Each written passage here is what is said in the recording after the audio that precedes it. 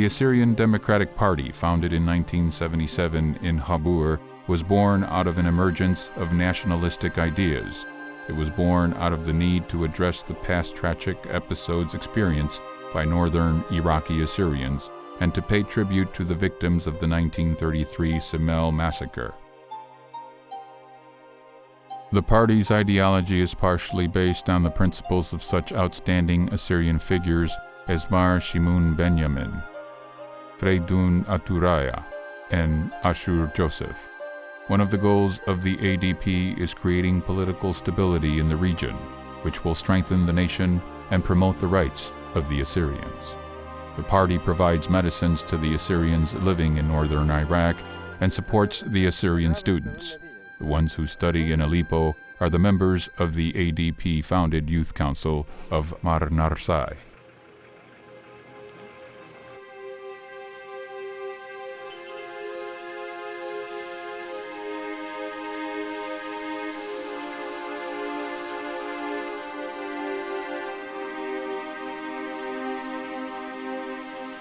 As a result of the gradual move of Assyrians to Al-Hasaka, the center of the Al-Hasaka province, the urban population has drastically grown within the past decade.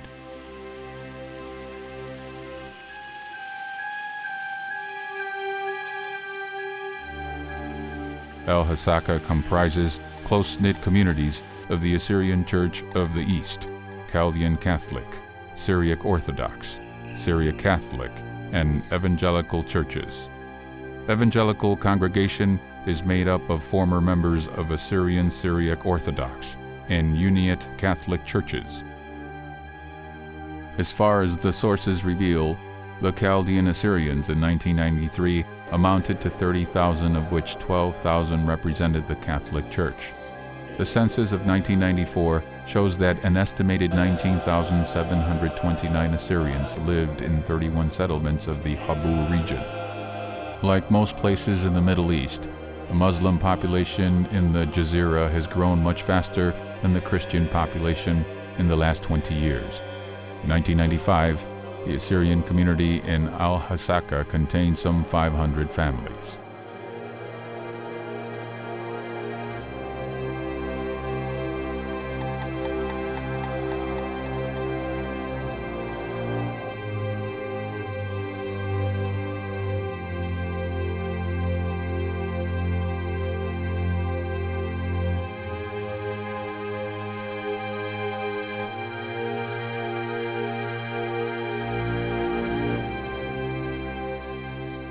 Assyrians, yet again having survived extermination in the second half of the 20th century, found shelter in the Habur region. Life of those people, who vivified the wild steppes of Syria, was centered on their families and churches. Secluded life continued in Jazeera up to the 1970s. Today, the number of Assyrian villagers in Habur has dramatically decreased. Somewhere overseas, the Assyrian communities are being replenished by compatriots from Syria and other Middle Eastern countries. Their history goes on. Their life goes on.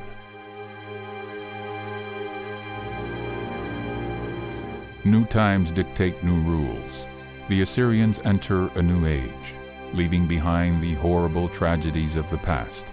Through the corridor of time still echoes a question posed by an Assyrian in Hamadan.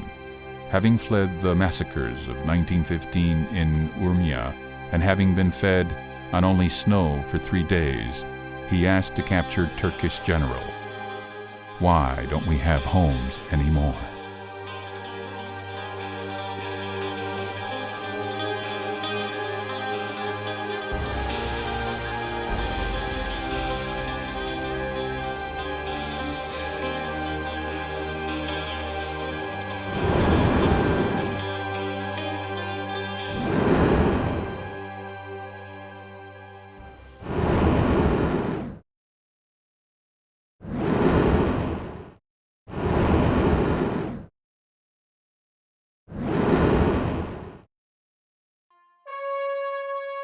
There's an old parable common among the Hakkari Assyrians that states, "There's a place where there is birth but no burial, and there is a place where there is a burial but no birth.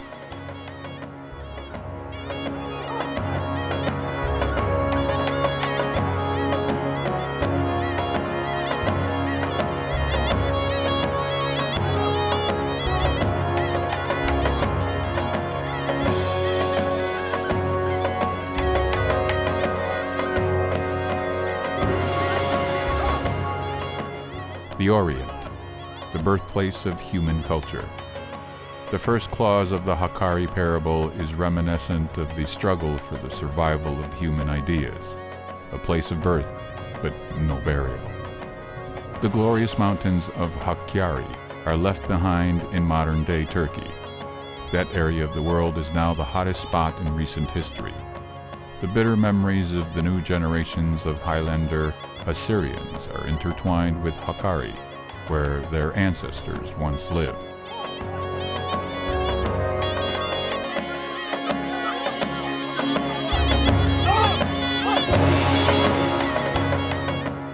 Every nation has its stories and legends, riddles and fables. Sometimes they have analogous meanings, but differ in form. They are popular among common people and are passed on from generation to generation. Ordinary people are similar irrespective of race and religion. Thus, wisdom is universal with no homeland and nationality.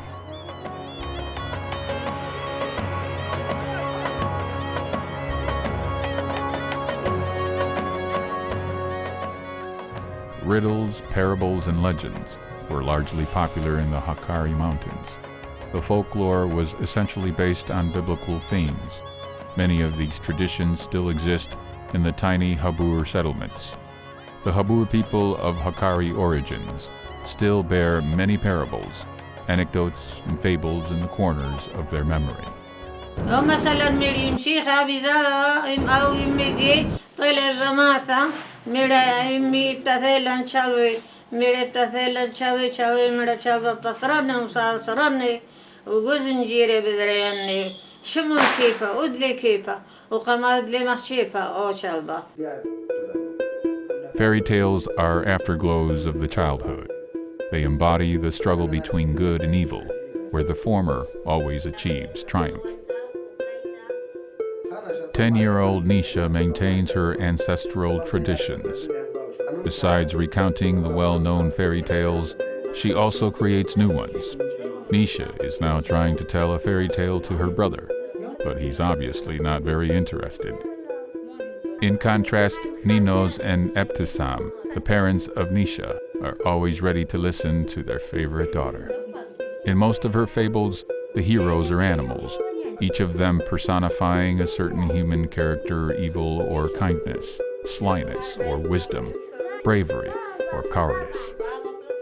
إثبا ولثبا شكم ببيئة لها أب خالثبا إثبا خايونا رابخ ورتا بش من كل يوني قال فلا خاخورا سنجابي لغلي من يوني هي خيوة قوميشا رابا بيو إلاني وخك من خايوما داني يوماني إثيا لخا صيادة بايت صايد قبل نبلا عينو لديونا القاعن راهي إلا وقد قتلا وبصيخة ميرا قوغانو قتلنا أي بيشن زنقل زنقيني قبل أيونا رشلا بيو إنو باي قتلا قمنا رقلا عين براخة أجا عم بارو وذا أزا أمرق خورو إنو شكم هاي الرقم.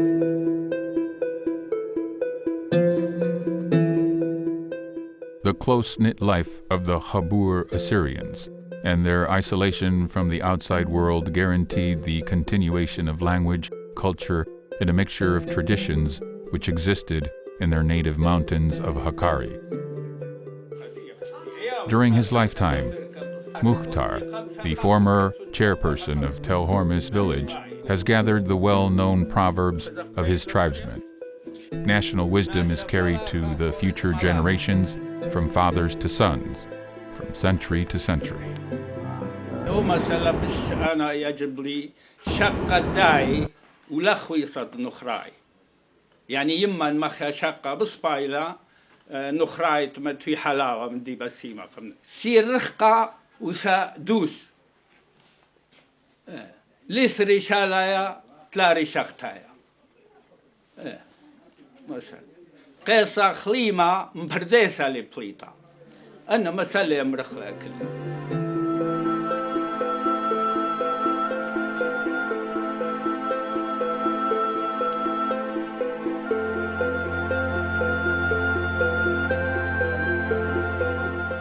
The Chabur Assyrian woman is considered to be devoted, skillful, and diligent. The whole burden of the household falls on women. A Syrian woman is highly moral, hardworking, and devoted to her husband, wrote researchers. The most sacred work for Assyrian women is baking of lavash, thinly rolled out dough baked on tanura walls. Tanura is a clay-coated pit where fire is kindled.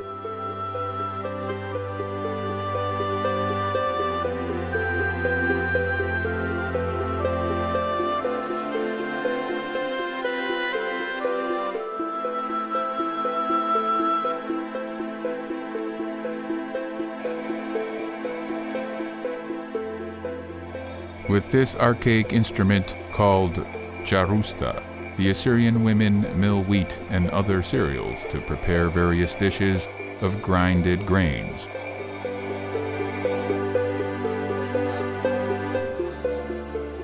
This instrument called khashuta is for grinding oats. It's a hard task to be done by women. That is why exclamations like these need to be let out to muster up strength during the process. Chabur people are very hospitable. A visitor cannot walk past a house. The master will get offended. Here, people respect anyone who crosses the threshold of their house. Vardiya's household is small, but extremely clean, where everything's in its place. The table is laid with traditional Assyrian meals, chipte and kabebad. Today, harissa is the centerpiece of the table. It's an oriental dish prepared of cracked wheat and well-cooked chicken. Harissa is mostly made on religious holidays or feasts of saints.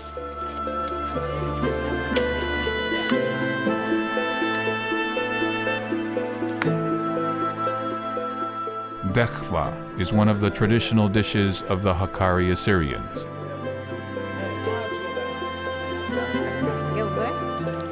It's made of mutton, dry buttermilk, and grinded oats, and is served up mainly on holidays.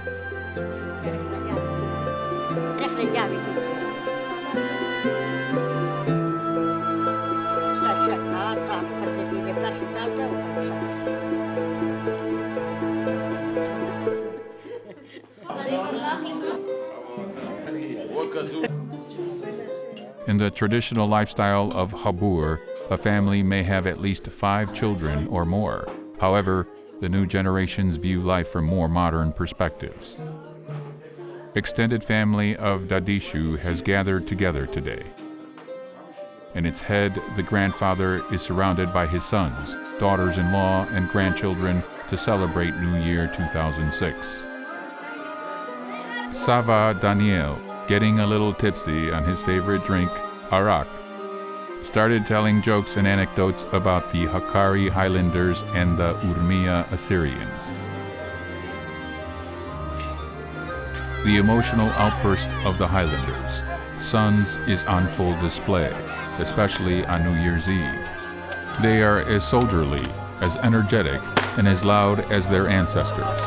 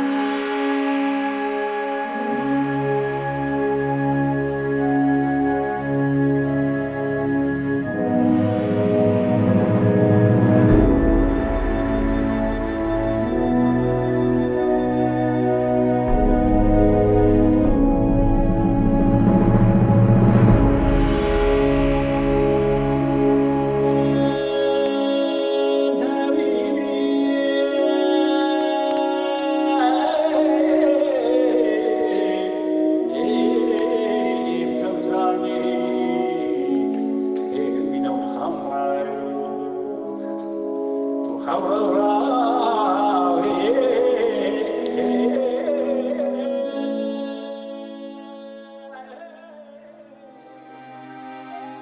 the earliest times, Assyrians have had a rich collection of folk songs. Many of them have passed on to our days. Despite her declining years, grandmother Yonia from Tel Nasri village has an impressive and sonorous voice.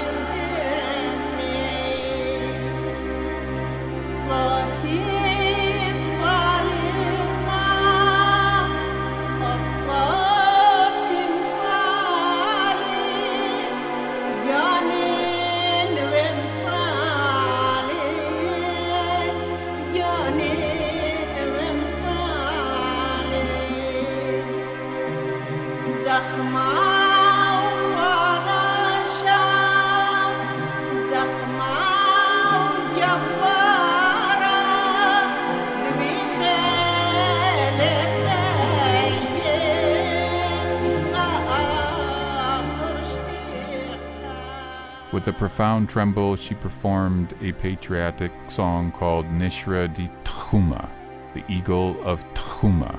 Like many old people here, she remembers almost every national song and hands them over to the next generation.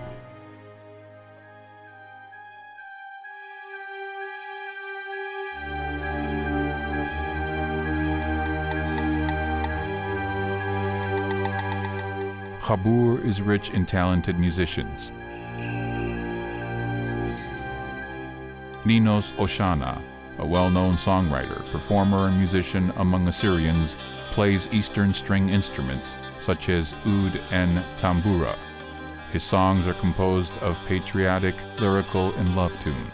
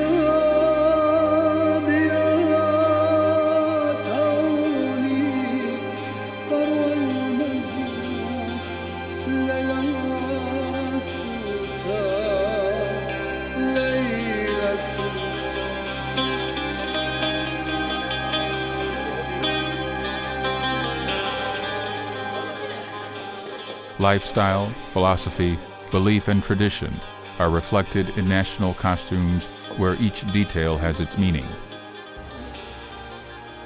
A peacock feather was used to decorate the hat of the hero who had defeated the enemy.